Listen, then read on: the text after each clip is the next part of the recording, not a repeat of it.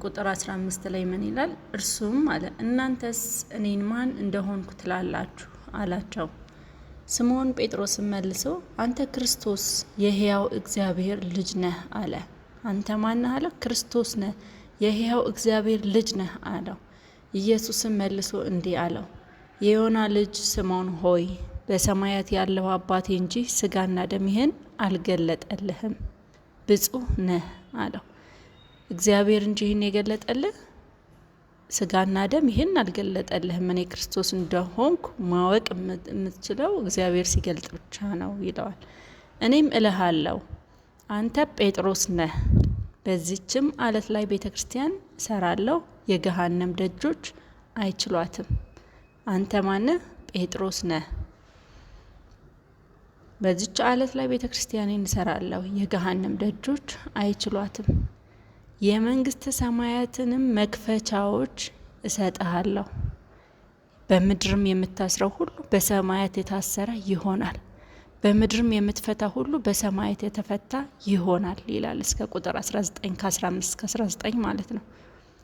ስለዚህ አሁንም ለጴጥሮስ እዚህ ጋር ምን አይነት ስልጣን ይሰጠዋል ክርስቶስ ኢየሱስ? የመንግስተ ሰማያትን መክፈቻዎች እሰጥሃለሁ። በምድር የምታስረው ሁሉ በሰማያት ምን ያለ ነው ይላል? የታሰረ ይሆናል።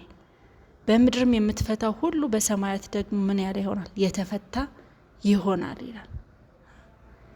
ስለዚህ ይህንን ስልጣን ለጴጥሮስ ኢየሱስ ክርስቶስ ይሰጠዋል። ኢየሱስ ክርስቶስን ማወቅ ነው።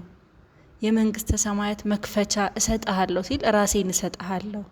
መንግስተ ሰማያት የምንገባበት ዋነኛ መክፈቻችን ቁልፋችን ማን ነው? ክርስቶስ ኢየሱስ ነው። ስለዚህ ራሴን አውቀኸኛል እኔን፣ ስለዚህ እኔን ራሴን እሰጥሃለሁ።